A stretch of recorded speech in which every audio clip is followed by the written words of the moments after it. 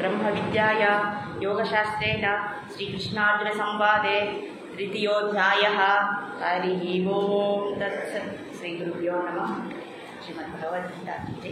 So మనందరికీ కూడా నిత్య జీవితంలో భగవద్గీతకు అందరికీ మళ్ళీ ఎంతో ఉత్సాహంగా స్వాగతం పలుకుతున్నాము. ఇందులో భాగంగా మనము తృతీయ అధ్యాయంలోకి వెళ్ళాం. ఇంతకుముందు మనం ముందు యొక్క శ్లోకంలో చాలా వివరణగా మనకు జ్ఞానయోగం గురించి చెప్పారు, అలాగే కర్మయోగం గురించి చెప్పారు. జ్ఞానయోగుల మీద మనం పోటీ వేశామనుకోండి. అంతకన్నా ముందు ఒక చిన్న కథ చెప్పుకుందాం. ఒక రాజ్యంలో మంత్రి పోస్టు ఖాళీగా ఉందట. అంటే మంత్రి రిటైర్ అయిపోయారన్నమాట.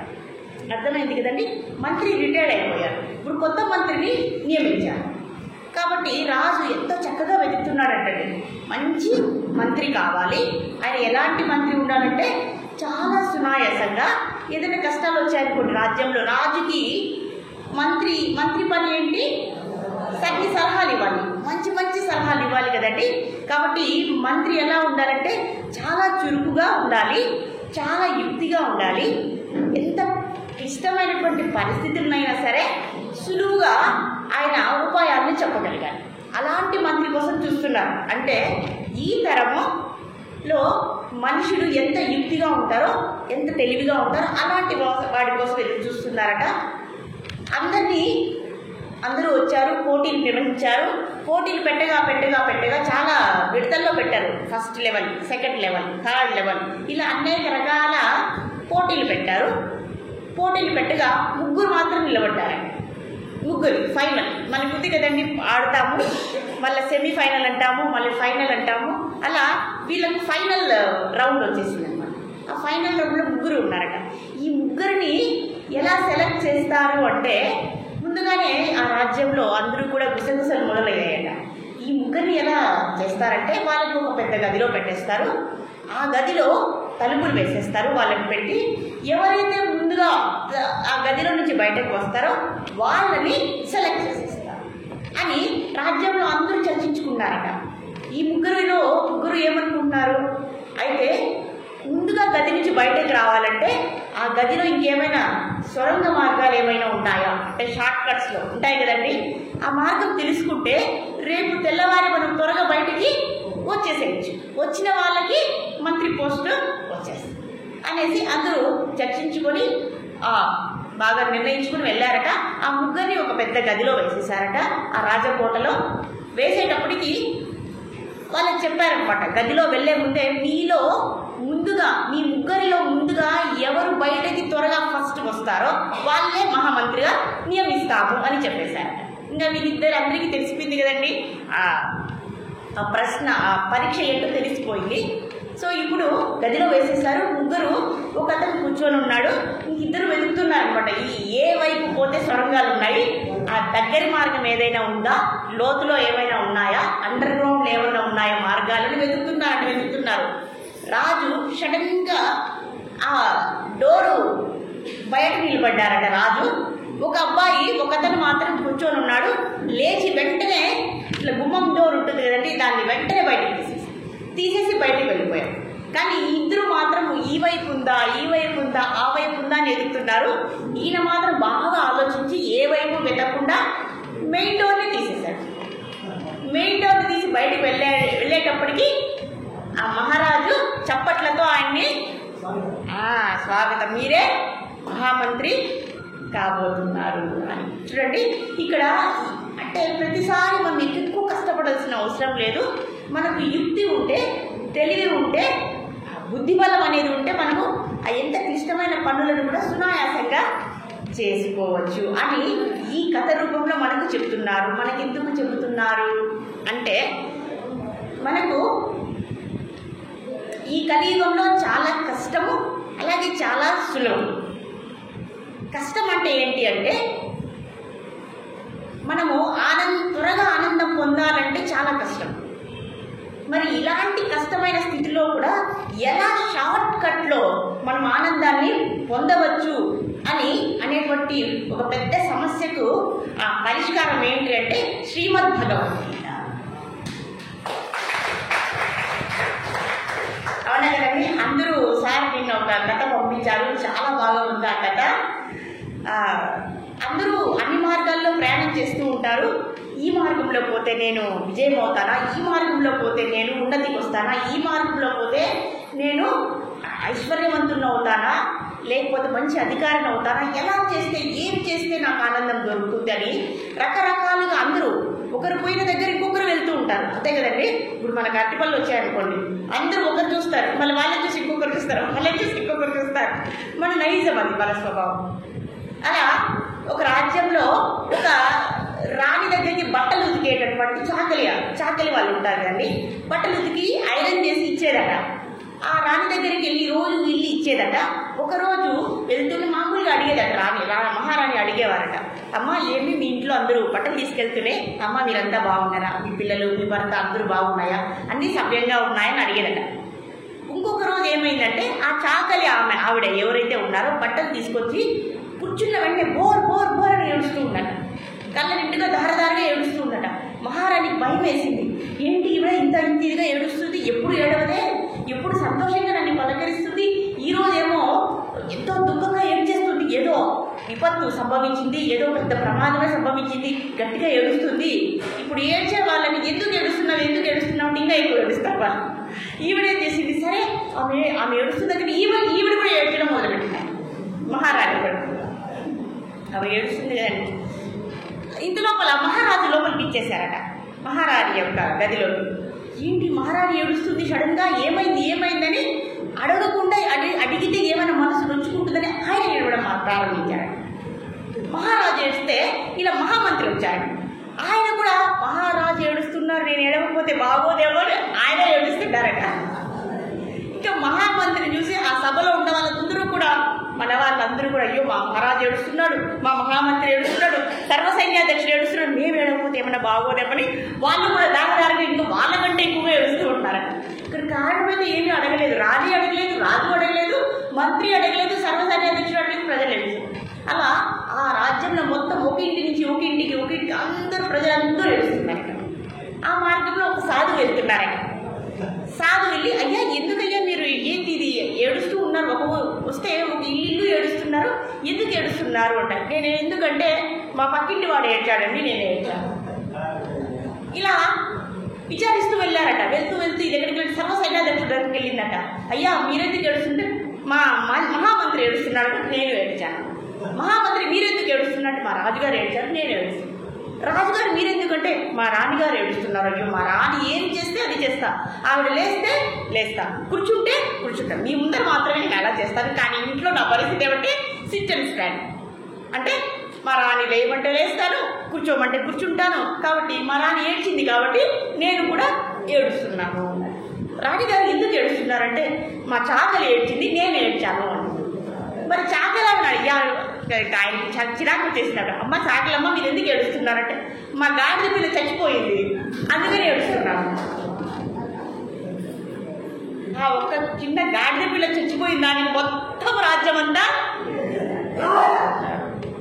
అలా ఈ యుగంలో, ఈ భౌతిక ప్రపంచంలో ఒకరిని చూసి ఆయన 6 అంతస్తులు కట్టాడా, నేను 10 అంతస్తులు కట్టేస్తాను. కానీ భూకంపం వచ్చింది కదండి, 6 అంతస్తులు కూలిపోవాల్సిందే, 10 అంతస్తులు కూడా కూలిపోవాల్సిందే. ఆయన 6 కట్టాడా, నేను 10 కడతాను. మనకు పర్మిషన్ ఇచ్చినా పర్వాలేదు, ఇవ్వకపోయినా పర్వాలేదు, 10 అంతస్తులు లేపేస్తాం. మన ఊళ్ళో లేపేస్తున్నారు కదండి అపార్ట్మెంట్లు అన్నీ కూడా, ఒకరిని చూసి ఒకరు పోటీగా నిర్మించేస్తూ ఉన్నారు. అలా ఆనందాన్ని పొందాలని ఎవరికి కూడా సరైన అవగాహన లేకుండా పోతుంది. కాబట్టి మనకు సునాయాసంగా మనం అనుకున్నది సాధించేటటువంటి ఒక చిన్న మార్గము లేదా త్వరితగతమైన మార్గం ఏదన్నా ఉందిరా అంటే అది భగవద్గీత అని మనం అర్థం చేసుకొని, వాళ్ళలాగా కాకుండా వాళ్ళకంటే మనం అందరూ కూడా భిన్నంగా వెళ్ళి మన లక్ష్యాన్ని మనము సాధించుకోవాలి అని మనకు చెప్తున్నది భగవద్గీతలో స్వయంగా ఆ పరమాత్మే చెప్తూ ఉన్నారు. కాబట్టి ఈ మోటివేషన్తో, ఈ ప్రేరణతో ఎంతో ఉత్సాహంగా మనము ఎందుకు భగవద్గీతని వినాలి అనేదానికి మనకు ఒక ప్రేరణ, ఒక ఉద్దేశం అనేది మనకు ఏర్పడింది. కాబట్టి మనం అందరూ చక్కగా విన్నామనుకోండి, 1 గంట మనం ఇక్కడ కేటాయించినామనుకోండి, ఒక జన్మ వెళ్ళిపోతుంది. ఇంకొక గంట వేద్దాం. మరి నన్ను కంప్లైంట్ చేశారు, వీణామాతకి చెప్పింది రేపు పొద్దున్నే మహావిష్ణువు వస్తే అయ్యా మా వీణామాతకి చెప్పింది 1 గంట విన్నారనుకోండి 1 జన్మలు ఎత్తిపోయింది. అంటే మన లిస్ట్లో ఎన్నో జన్మలు ఎత్తాలి. అలా మనం ఒకరోజు భగవద్గీత అటెండామేమనుకోండి 1 జన్మ దాటేసి వెళ్ళిపోవచ్చు. ఆ జన్మలో మనం ఏమైంటామో మనకు తెలియదండి. అవునా కదా? ఏ జంతువు అవుతామో, ఏ పక్షి అవుతామో, ఏ జన్మ వస్తుందో, ఒకవేళ దివ్యలోకంలో కూడా జన్మ రావచ్చు. కాబట్టి ఒక్కరోజు 1 గంట భగవద్గీత వినడానికి మనం ఇక్కడికి వచ్చామనుకోండి, ఇది కూడా యజ్ఞమే. మనకు అన్ని జన్మల్ని మనము పరిగెత్తుకుంటా జంప్ చేసుకుంటా వెళ్ళిపోవచ్చు అని భగవద్గీతలో పరమాత్మ చెప్తున్నాడు. కాబట్టి ఆయన రిప్రజెంటేటివ్గా మనం చెప్పుకోవాలి కదండి. అవునా కదండి? ఇందులో సందేహం లేదు. కాబట్టి ఇక్కడ జ్ఞాన మార్గంలో వెళ్ళే వాళ్ళు చాలా ఉన్నత స్థాయి వాళ్ళు. మనం కర్మ మార్గంలో వెళ్తున్నాం. అయ్యా వాళ్ళ మార్గంలో మేము కూడా వెళ్తాం, మేము తక్కువ తిన్నామా, వాళ్ళైతే గొప్పవాళ్ళు, మేమైతే కర్మలు చేసుకుంటూ ఉండాలా, మేము కూడా వాళ్ళలాగా ఉంటాము అన్నారని అనుకోండి. అప్పుడు ఇక్కడ చెప్తున్నారండి, అయ్యా జ్ఞాన మార్గంలో ఉండేటువంటి చతుష్కుమారులు ఎవరైతే ఉన్నారో 4 వాళ్ళు చిన్న పిల్లల్లాగా ఉంటారు. వాళ్ళు కౌపుణ్యం తప్ప ఏమి వేసుకోరు. వాళ్ళకి ఈ శరీరం మీద ఎటువంటి వ్యామోహం లేదు. వాళ్ళనే వెళ్ళిపోతుంటారు. బట్టలు ఉన్నా వెళ్ళిపోతుంటారు, బట్టలు లేకపోయినా వెళ్ళిపోతుంటారు, ఎవరున్నా వెళ్ళిపోతారు, ఎవరు లేకపోయినా వెళ్ళిపోతారు. వాళ్ళతో మనము పోల్చుకోలేము కదండి. వాళ్ళకి ఆహారం అవసరం లేదు, తిండి తిప్పలు అవసరం లేదు, భార్య పిల్లలు అవసరం లేదు, సంసారం అవసరం లేదు, ఇల్లు అవసరం లేదు, వాళ్ళకి ఏమీ అవసరం లేదు. వాళ్ళకి కావాల్సింది పరమాత్మ జ్ఞానం తప్ప ఈ శరీరం మీద వాళ్ళకి స్పృహ అనేది లేదు. మరి మనకుందా? మనకుందండి? లేదు. ఇద్దరు లేస్తూనే స్నానం చేసినా చేయకపోయినా వెంటనే కొత్త అని ఆకలి వేస్తూ ఉంటుంది. ఆకలికి ఏం కావాలి? బ్రేక్ఫాస్ట్. ఈరోజు మసాలా దోశ, లేకపోతే ఇడ్లీనా, లేదా ఉప్మాకు సరిపెట్టుకున్నాం. ఉప్మా అన్నామంటే కారిపోయింది. ఈరోజు ఉప్మా బయట వెళ్ళి మసాలా దోశ తినేద్దాం అనుకుంటారు. అవునా కదండి? అలాంటి ఆకలి తప్పులు బాధలు ఉండవన్నీ మనకు. మరి ఎన్ని కంఫర్ట్స్ కావాలండి? ఎండ, ఏసీ కావాలి. అవునా కదండి? ఇలాంటి మనకు అన్ని అవసరాలు అన్నీ కావాలి. మనం జ్ఞానయోగంలోకి వెళ్తే అవుతుందా? వెళ్ళలేదు. వాళ్ళు ఎండలో కూడా నడుచుకుంటూ వెళ్ళిపోతారు. 50 డిగ్రీల సెంటీగ్రేడ్ ఉన్నా కూడా, 100 డిగ్రీల సెంటీగ్రేడ్ ఉన్నా వాళ్ళు వెళ్ళిపోతారు. మనం వెళ్ళగలమా? వెళ్ళలేము. కాబట్టి మనకు నిర్దేశించినటువంటి ఈ స్థితి నుంచి మనం ఆ స్థితికి వెళ్ళాలి అని ఇక్కడ చెప్తూ ఉన్నారు. మరి ఇంత బిజీ ఈ కలియుగంలో మనకు ఎన్నో ఉద్యోగాలు చేస్తున్నాము, ఎన్నో వ్యాపారాలు చేస్తున్నాము, వ్యవసాయం చేస్తున్నాము. మనకు ఇప్పుడు భగవంతుడు చెప్తున్నాడు 2 పనులు చేయాలి. ఒకటి వైదిక బాధ్యత, ఇంకొకటి లౌకిక బాధ్యత. అంటే ఏదో పదాలు చెప్పేస్తుంది అనుకోకండి. ఒకటి బతుకు తెరువు చేసే పని ఒకటి, ఇంకొకటి ఆధ్యాత్మికత. ఇంకా సరళంగా చెప్పుకున్నామా, ఒకటి శరీరం కోసం చేసేది, ఇంకొకటి ఆత్మ కోసం చేసుకునేది. మరి ఆత్మ కోసం అవసరం అండి? కనిపించినటువంటి స్వరూపం గురించి మనకు అవసరమా? ఎందుకండి అవసరం? కనిపించే శరీరం కోసం చేసుకుంటే పోలేదా? ఆత్మ శాశ్వతమైంది. మళ్ళీ మనం ఇంకొక శరీరంలోకి బంధించబడకుండా ఏం చేయాలి? ఆత్మకు కూడా ఏం చేయాలి? తెల్లవారుతో టిఫిన్ పెట్టాలి, మధ్యాహ్నం భోజనం పెట్టాలి, రాత్రి డిన్నర్ పెట్టాలి. ఇలా చెప్తే గుర్తుంటుందేమో మనకి. అవునా కదండి? ఈ శరీరానికి పెడుతున్నాము కాబట్టి ఆత్మకు కూడా ఏం పెట్టాలి? 3 పూట్ల. అలాగే సాయంత్రం స్నాక్స్ కూడా తింటారు కదా, టీ తాగుతారు. ఇక్కడ అందరూ కూడా పలహారం తింటారు బాగా. మరి ఆత్మకు మాత్రం పెట్టారా? మనము మన నీడను పోషిస్తున్నాము, మనల్ని మనం పోషించుకోవట్లేదు. మన నీడ 2 ఉన్నాయి కదండి. మనము అంటే ఆత్మ, మన నీడ అంటే ఈ శరీరం. మరి నీడకి ఏమన్నా ప్రాముఖ్యత ఉందండి? ఉంది. కానీ ఎంత ప్రాముఖ్యత ఉంది?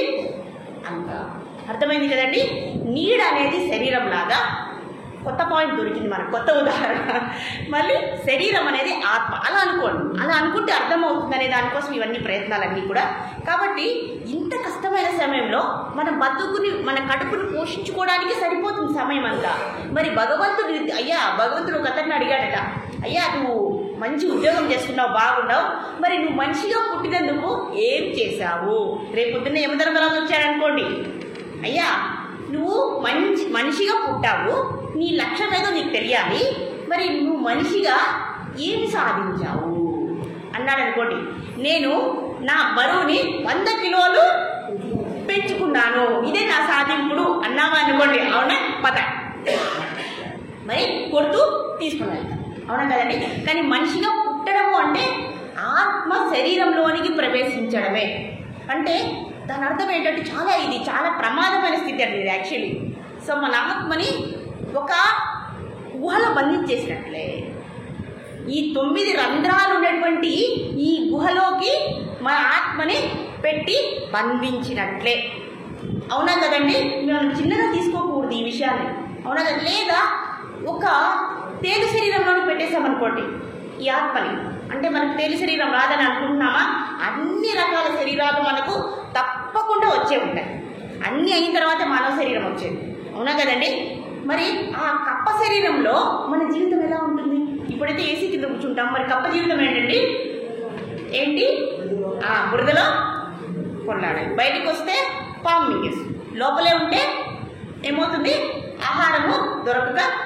అలా అన్ని జీవరాశుల్లో మన ఆత్మ వెళ్తూ వస్తే మన పరిస్థితి ఎంత దారుణంగా ఉంటుందండి, అవునా కదా? కాబట్టి మన ఆత్మని ఏ శరీరంలోనికి బంధింప చేయకూడదు అనే మన ప్రయత్నమే ఇప్పుడు మనం చేస్తున్నాం. మనం ఎందుకు కష్టపడుతున్నామో తెలుసా అండి? మనము అనేటువంటి నిజ స్వరూపం ఏంటి అంటే ఆత్మనే. ఈ ఆత్మని మనం చేసే పనుల వల్ల మన కాళ్ళకి మనమే సంఖ్యలు వేసుకుంటున్నాము. మన ఆత్మని మనము అంటే ఆత్మనే. అందరూ చక్కగా వినాలి, చాలా చాలా ముఖ్యమైనది. ఇదే ఆత్మజ్ఞానం. అది అంత సులభంగా మనకు అర్థం కాదు.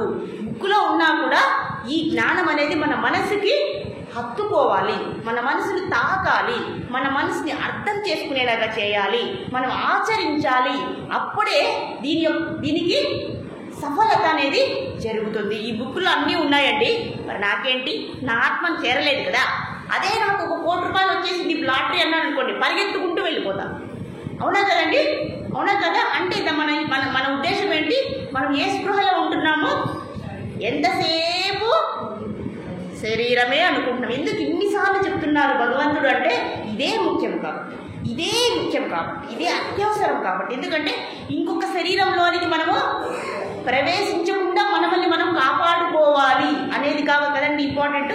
అదే కదా ముఖ్యము. అదే మనం ఇప్పుడు ప్రయత్నం చేస్తాం. ఇంకొక శరీరంలో, ఎటువంటి శరీరంలోకి మనం వెళ్ళకుండా, ఒకవేళ వెళ్ళామే అనుకోండి అది కూడా మంచి శరీరం అయి ఉండాలి. ఇప్పుడు మనం చూడండి, ఈ ఇంట్లో ఉన్నాము, ఈ ఇంట్లో కొన్ని ప్రాబ్లమ్స్ ఉన్నాయి. మంచి ఇంటికి వెళ్తామా, లేదా మళ్ళీ అలాంటి ప్రాబ్లమ్స్ ఉన్న ఇంటికే మనం వెళ్తామా? మంచి ఇంటికే వెళ్తాం కదండి. కనీసం మంచి ఇంటికి వెళ్ళడానికైనా మనం చేయాలి కదండి, దానికి జ్ఞానం కావాలి కదా. అదే ఇక్కడ చెప్తున్నారు. కాబట్టి మనకు సమయం లేకపోయినా, ఇప్పుడు చూడండి వ్యాపారవేత్తలు ఉంటారు, వాళ్ళు పెద్ద పెద్ద వ్యాపారాలు చేస్తుంటారు, వాళ్ళు ఉద్యోగం చేస్తుంటారు, వాళ్ళకి భక్తి చేయాలంటే సమయము ఉండదు.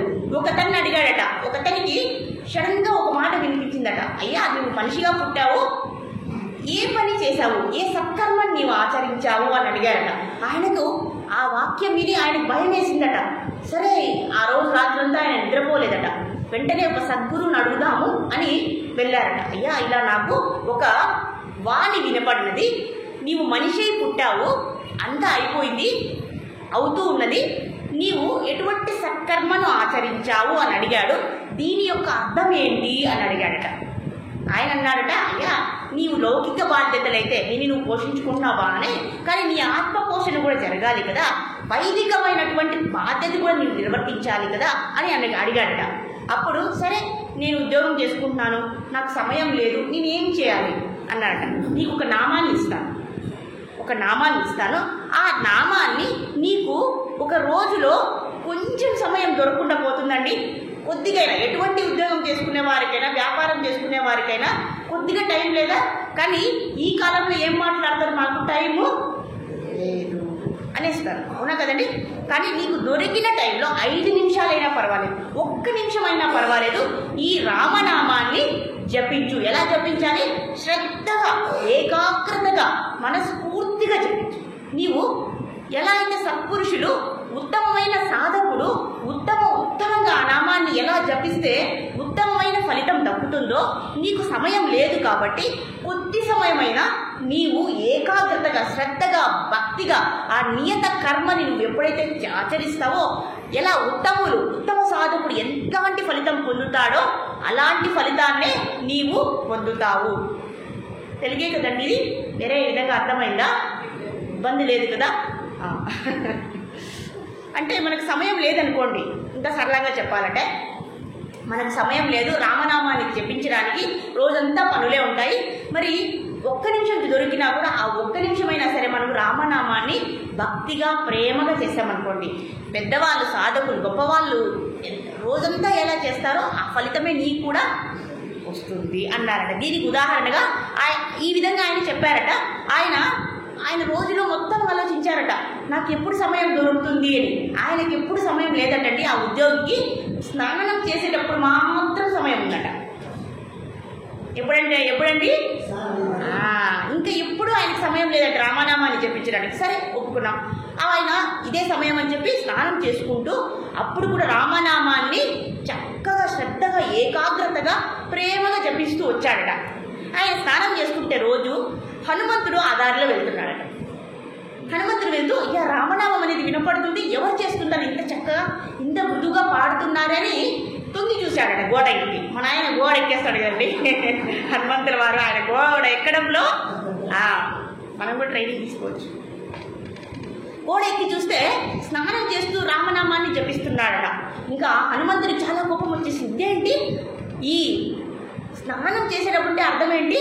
ఆ అశుచి కాలంలో నీవు రామనామాన్ని జపిస్తావా? అంటే రోజంతా నీకు సమయం దొరకలేదా అని కోపంతో ఏం చేశాడు హనుమంతుడు? చేతితో ఒక పెద్ద దెబ్బ వేశాడు. ఎక్కడ? వీపు మీద దెబ్బ కొట్టేసి పరిగెత్తు పారిపోయి వెళ్ళిపోయాడు. హనుమంతుల వారు ఎందుకు వెళ్తున్నారంటే ఆ రోజు, అంటే ఈ త్రేతాయుగం మాట, ఆ రోజు హనుమంతుల వారు శ్రీరాముడికి తలంటి స్నానం చేయించాలి. అది సేవ. వెళ్ళారట. తల అంటాడట, ఇంకా వీపు రుద్దుతాము, వీపుకి నూనె రాద్దామనే లోపల ఈయన దెబ్బ వేశాడు కదండి, ఆ చెయ్యి హస్తం ముద్ర పడిపోయిందట.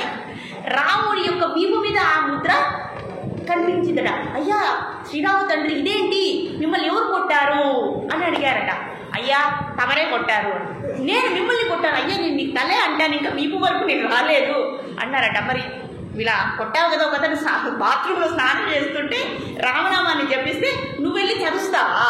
ఆ దెబ్బ నాకే కదా అయ్యా తగిలింది. ఎందుకంటే అంత శుద్ధిగా అంత ప్రేమగా రామనామాన్ని చేస్తున్నాడంటే పరమాత్మకి చేరిపోయింది. కాబట్టి ఆయన రెస్పాండ్ అయ్యాడు, రెసిప్రొకేట్ అయిపోయాడు. అంటే భక్తులు ఎవరైతే కొద్ది సమయమైనా భగవంతుడి కోసం కేటాయిస్తారో వాళ్ళకు విశేషమైనటువంటి ఫలితాన్ని భగవంతుడు ఇస్తాడు. ఎందుకంటే భగవంతుడు దయామయుడు. మన పరిస్థితులను అర్థం చేసుకుంటాండి. రోజంతా కూర్చొని నామస్మరణ చేయాలంటే అవుతుందా?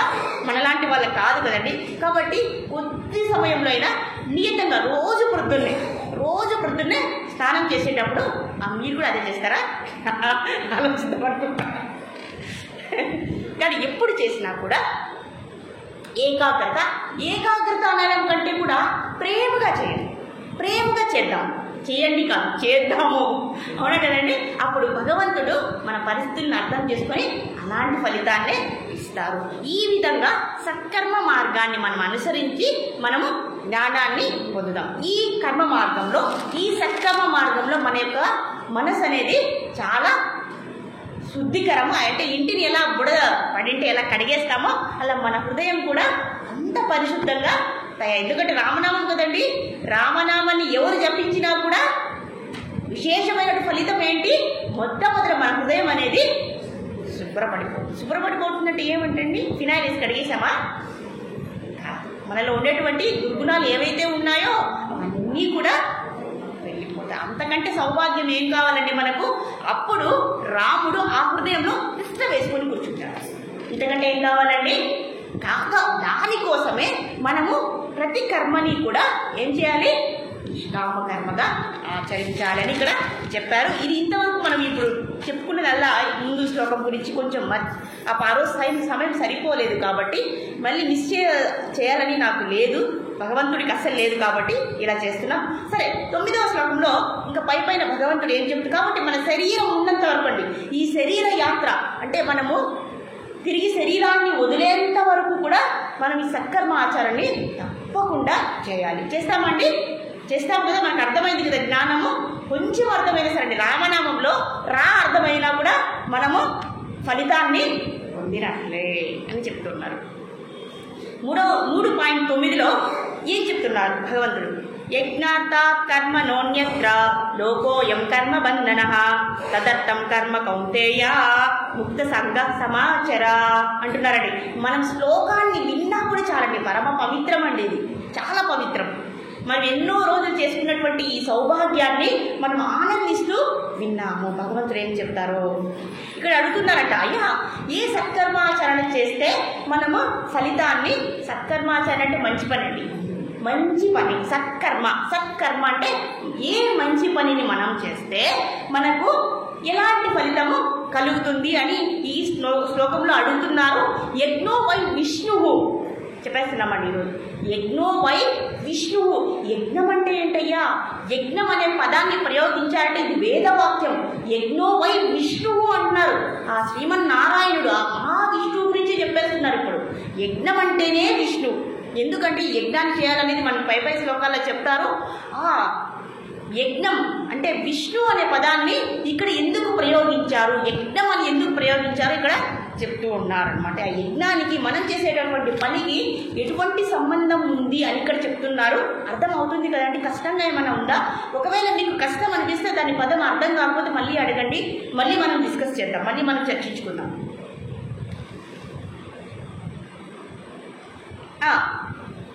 కాబట్టి మనం చేసేటువంటి పనులు ఏవైతే ఉన్నాయో, పనులు అంటే కర్మలు, ఆ కర్మలు ఏవైతే ఉన్నాయో సత్కర్మలు. కర్మ, అకర్మ, వికర్మ అని ఉన్నాయండి. కర్మ పని, అకర్మ మంచి పని, వికర్మ చెడు పని, సకామ కర్మ, ఇలా చాలా రకాలు ఉన్నాయండి. మంచి పని, మంచి పని కాని పని, వికర్మ అంటే చెడు పనులు. కాబట్టి మనం చేసే పని సత్కర్మ అయి ఉండాలి. ఆ సత్కర్మ కూడా మనం చేసే పనులు ఎలా ఉండాలి ప్రతి చెప్తున్నారండి. మనం చదివినా, విన్నా, లేదా వంట చేసినా, లేదా ఉద్యోగం చేసినా, వ్యవసాయం చేసినా, విద్యాభ్యాసం చేసినా, కుటుంబ పోషణ చేసినా, రాజకీయమైన ఎటువంటి పనిని చేసినా, ఉన్నతమైనటువంటి పదవిని ఆశ్రయించినా, లేదా ఆడుకుంటున్న పిల్లలు ఆ పనిని ఏం చేయాలంట, ఎలా ఆచరించాలి? మనము సత్కర్మాచరణగానే చేయాలి, యజ్ఞంగా చేయాలి. ఎలా చేయాలి? యజ్ఞం అనుకుని చేయాలి. మనం నడిచాం కదా, ఇంటి నుంచి మొదలు పెట్టామంటే అది యజ్ఞము. ఇంటి నుంచి మొదలు పెట్టామనుకోండి గుడికి రావడానికి మనము, అది కూడా మనం ఏం చేయాలి? యజ్ఞంగా భావిస్తున్నామండి. మనం ఎవరైనా ఈ రోజు నుంచి ప్రారంభిస్తాం.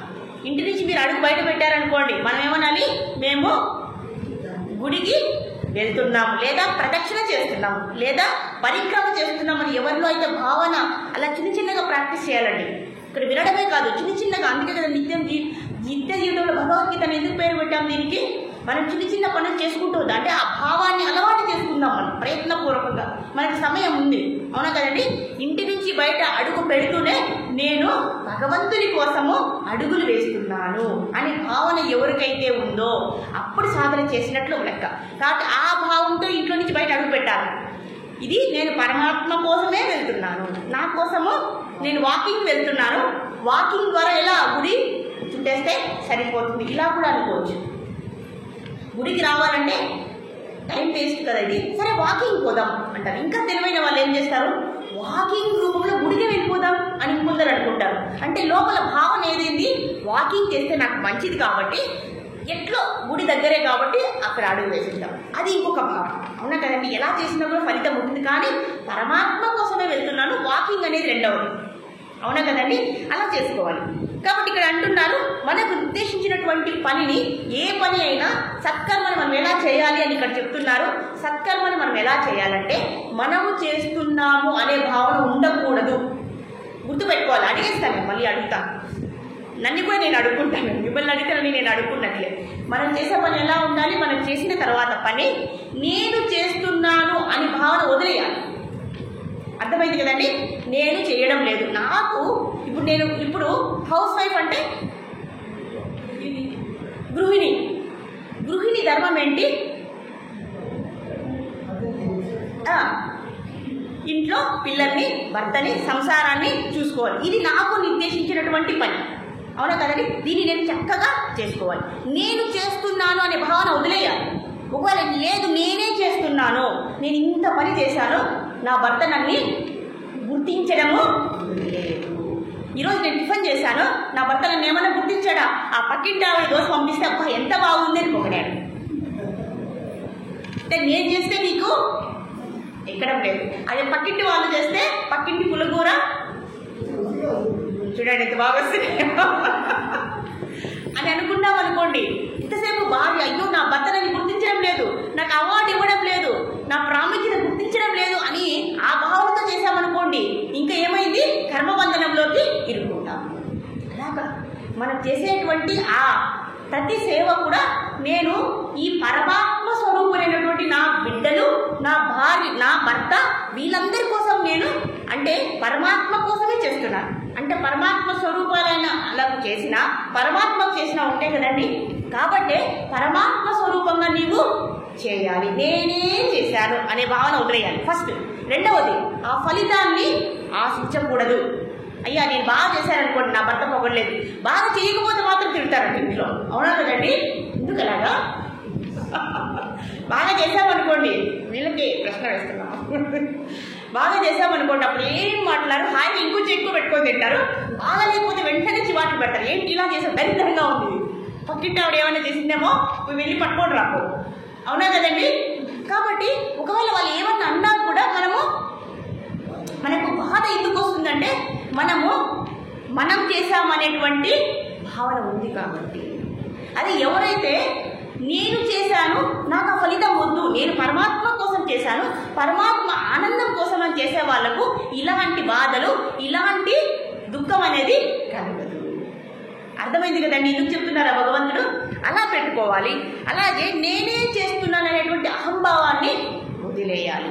నేను చేసిన పనితో నాకు సంఘం అవసరం లేదు, ఆ సంబంధం నాకు వద్దు, నాకు ఎటువంటి సంబంధం వద్దు, లాభం వద్దు, నష్టం వద్దు, జయం వద్దు, అపజయం వద్దు, నింద వద్దు, స్మృతి నింద పొగడత ఏది నాకు వద్దు, నేను చేస్తున్నది పరమాత్మ కోసమే, ఇంకెవ్వరి కోసము కాదు అని అనుకోకూడదు. అందరూ పరమాత్మ స్వరూపం కాబట్టి పరమాత్మ కోసం చేస్తున్నాం అనేటువంటి భావన వచ్చేయాలి అని ఇక్కడ చెప్తూ ఉన్నారు అనమాట. కాబట్టి మన సంకల్పం భగవంతుడు చూస్తాడు. అంటే మీరు ఏ పని చేస్తున్నారంటే మీరు కోరికతో చేస్తున్నారా? మన సంకల్పం ఎలా ఉండాలి? కోరికతో చేస్తున్నామా, ఫలితాన్ని ఆశించి చేస్తున్నామా, నేనే అని చేస్తున్నామా, నేనే చేశాను కాబట్టి నాకు గొప్ప పేరు రావాలి, నేను గొప్పవాన్ని అయిపోవాలి అని ప్రతి పని చేశామనుకోండి.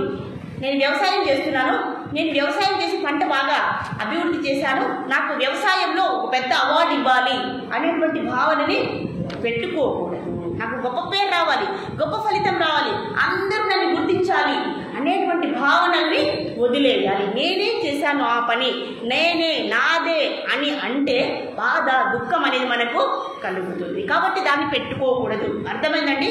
ఇవన్నీ కూడా కర్మరహస్యాలే, సత్కర్మాచరణే, కర్మయోగమే. ఇవన్నీ గుర్తుపెట్టుకోవాలండి, చాలా చాలా ముఖ్యం. కాబట్టి ఇన్నిసార్లు చెప్పవలసి వస్తూ ఉన్నది. కాబట్టి మనం చేసే ప్రతి పనిని కూడా ఇక్కడ మహావిష్ణువు అన్నారు కదండి, ఏమని వాడారు ఇక్కడ? యజ్ఞార్థ కర్మణోన్వత్ర లోకోయం కర్మబంధన. ఎవరైతే నేనే చేశానో నాకు ఫలితం రావాలి అనే కోరికతో చేస్తున్నారో వాళ్ళందరికీ కూడా ఏమవుతుంది? వాళ్ళందరూ ఏమవుతారు?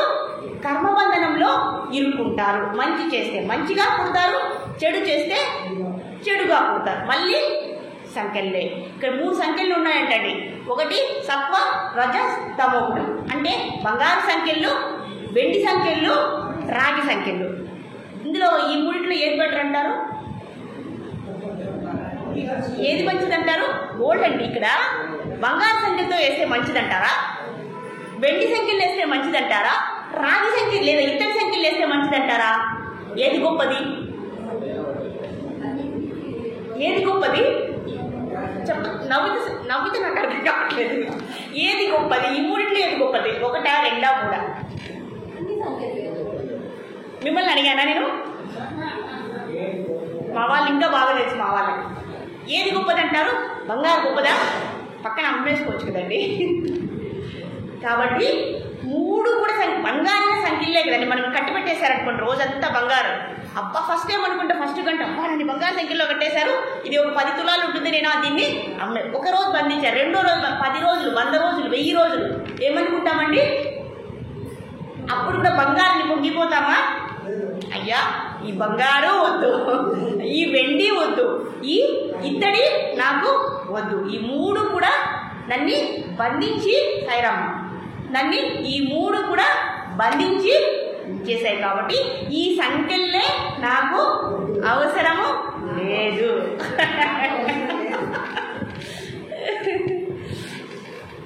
అని చెప్తున్నారు అన్నమాట.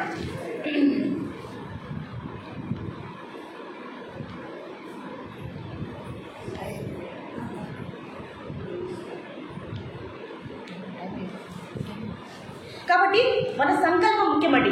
మనం ఏ సంకల్పంతో చేస్తున్నాము, కోరిక కోసం చేస్తున్నామా, ఫలితం కోసం చేస్తున్నామా, నేను అనే అహంతో చేస్తున్నామా అనేది ఇక్కడ ముఖ్యము. అంటే మన సంకల్పాన్ని బట్టి భగవంతుడు మనకు ఫలితాన్ని ఇస్తాడు. ఒకవేళ మనం కోరికతో చేసామనుకోండి, అవునా నీ కోరిక, నువ్వు సత్కర్మని కోరికతో చేశావు కాబట్టి నీకు అలాంటి ఫలితాలు ఇచ్చేస్తాను, వెళ్ళు, మళ్ళీ ఒక మనిషి జన్మ ప్రసాదం చేస్తాను.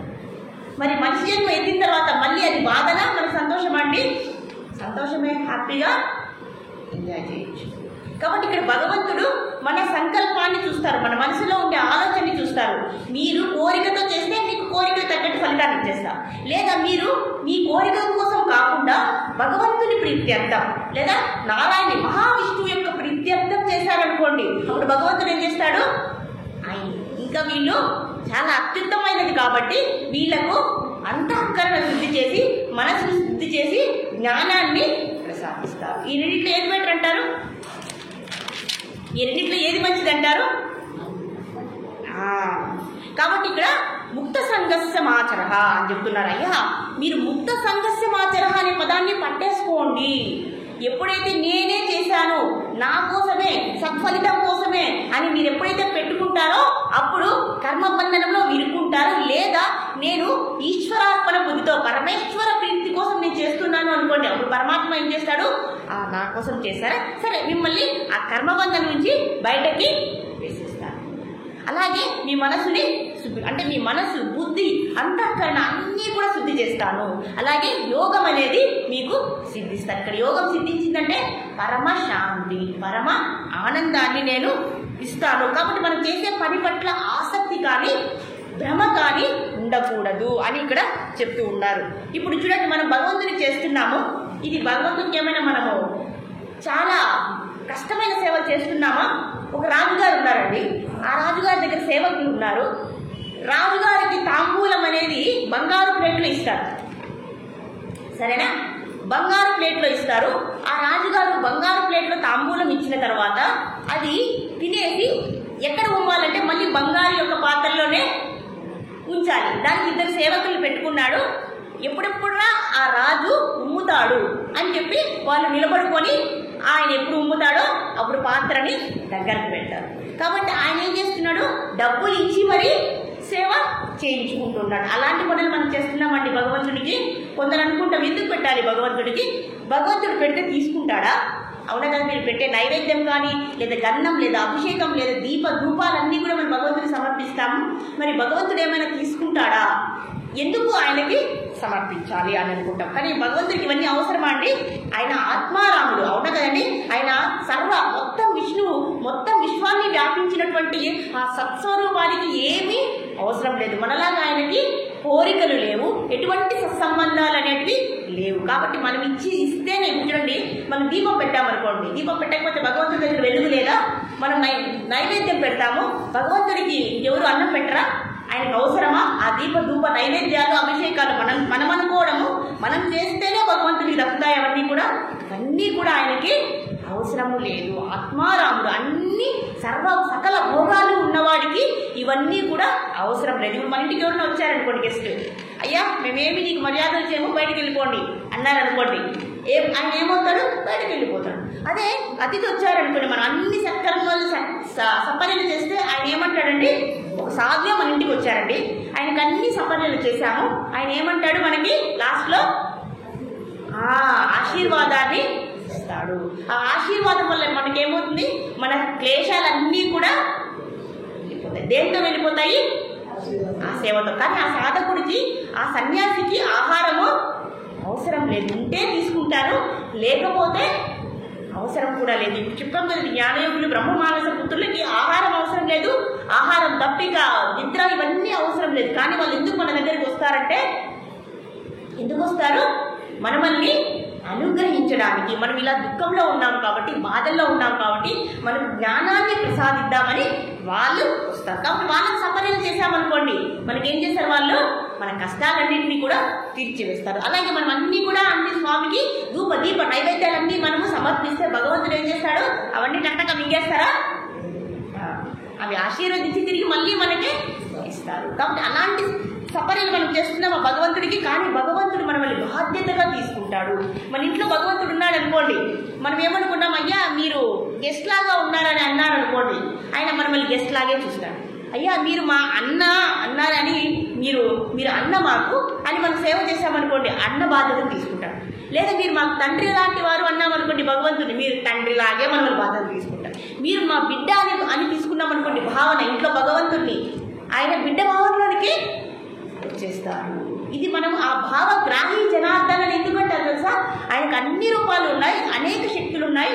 మనం ఎలా కొలిస్తే అలా ప్రతిస్పందిస్తారు. కాబట్టి భగవంతుడికి మనం ఇచ్చేటువంటి అవసరం. కానీ మనం చేసేటటువంటి ఆ సత్కర్మలు ఏవైతే ఉన్నాయో ఆయనకి సమర్పిస్తే ప్రతి పనిని ఆడుకోవడం దగ్గర నుంచి వ్యవసాయం, ఉద్యోగం, విద్యాభ్యాసం, ఎటువంటి పనినైనా నేను నీ కోసం చేస్తున్నానయ్యా అని ఒక్క భావనతో మనం అంటే ఆయన ఏం చేస్తారు? మన మీద బాధ్యతని తీసుకుంటాడు. ఒకవేళ మనం కోరుకున్నాం, అయ్యా నేను ఐశ్వర్యవంతుడు అయిపోవాలి, నేను చాలా రిచెస్ట్ అయిపోవాలి అన్నాం అనుకోండి, అలాగే అనిస్తాడు. లేదా నాకు నువ్వే కావాలయ్యా, నాకు ఏమీ వద్దన్నాం అనుకోండి, అప్పుడు కూడా ఏం చేస్తాడు? అలాగే అని అలాంటి కోరికని భగవంతుడు మనకి తప్పకుండా ఇస్తాడు. చూడండి, మనము నిత్యము కూడా కర్మలు చేస్తాము, ఏదో ఒక దానికి చేస్తాం. ఇప్పుడు యజ్ఞం చేశాము, యజ్ఞం దేనికోసము? లోపల నాకు సంతానం లేదు, ఒక హోమం, నాకు సంతానం లేదు అని మనం ఏం చేస్తాము? ఒక హోమాన్ని యజ్ఞాన్ని చేస్తాము. ఆ సంతానం కోసం మనం ఆ యజ్ఞాన్ని చేస్తాము, ఆ యజ్ఞ ఫలితాన్ని భగవంతుడికి ఇస్తాము. భగవంతుడు సంతోషించి నేను ఏం కోరిక కోరుకున్నానో దాని యొక్క శ్రద్ధను గమనించి ఆయన నాకు సంతానాన్ని ప్రసాదిస్తాడు. అదే యజ్ఞాన్ని, హోమాన్ని నేను నీ ప్రీత్యర్థం, నీ కోసం చేస్తున్నాను, నీ ఆనందమే నా ఆనందం అన్నాం అనుకోండి, మనం ఒక కోరిక కోరితే భగవంతుడు 10 కోరికల్ని చేస్తాడు. కాబట్టి దీని వల్ల అర్థమైంది, మనం ఒక కోరికతో చేసేటువంటి పని ఏదైతే ఉందో ప్రతినిత్యము తెల్లవారి నుంచి రాత్రి వరకు అదే కర్మని, అదే పనిని నీ ఆనందం కోసం చేస్తున్నామన్నాం అనుకోండి, మనకు 10 రెట్లు కోరికల్ని తీర్చివేస్తారు. కాబట్టి మనం ఒక కోరికకి పరిమితము అవ్వకూడదు. కాబట్టి ఏ కోరికను ఆశించి మనము ఏం చేయాలి? సత్కర్మల్ని, మన పనులని చేయరాదు. కోరిక అనేటువంటి భావమే, లేదా ఆ పనితో నాకు సంబంధం అనే ఆ సంబంధాన్ని మనం చేసామా, బాగా చేసామా అంతవరకే. పాయసం బాగా చేశానా అంతవరకే. ఇంకా ఎక్కువ ఇది ఎవరి కోసం చేస్తున్నాను పాయసాన్ని?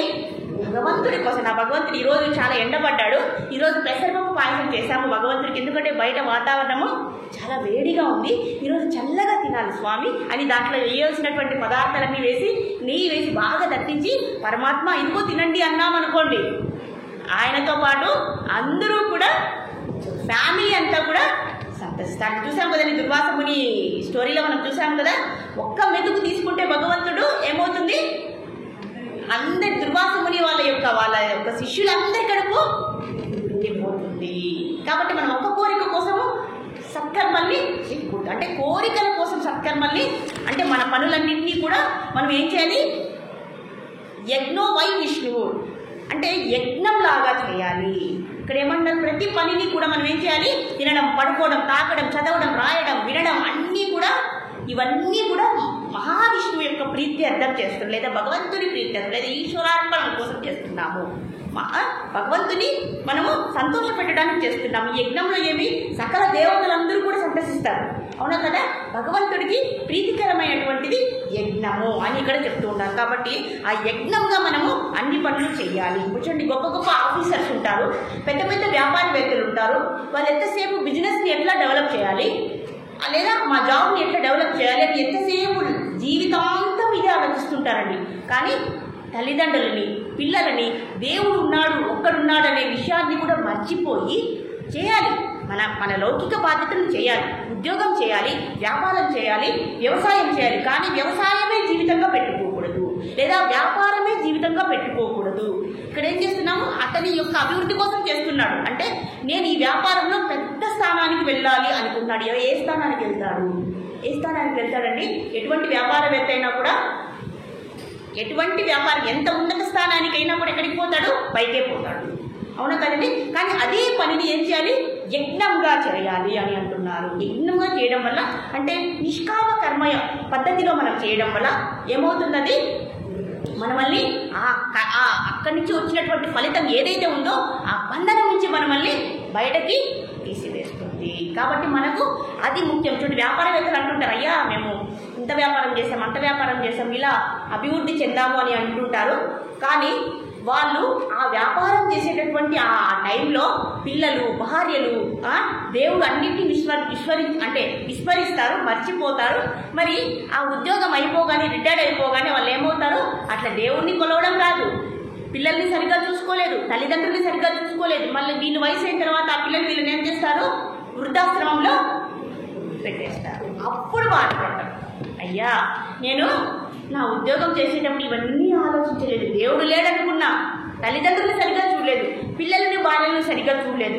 కాబట్టి వాళ్ళు ఏం చేశారు? పిల్లలని వృద్ధాశ్రమంలో పడేస్తారు. ఇప్పుడు బాధపడి ఇప్పుడు భక్తి చేద్దామా అంటే రాదు, ఇప్పుడు ఉద్యోగంలోకి వెళ్దామా వెళ్ళనివ్వరు, ఇలా అయిపోతుంది. కాబట్టి అలాంటి వాళ్ళని మనము ఆదర్శంగా తీసుకోకూడదు. ప్రతి పనిని కూడా మనం ఏం చేయాలి?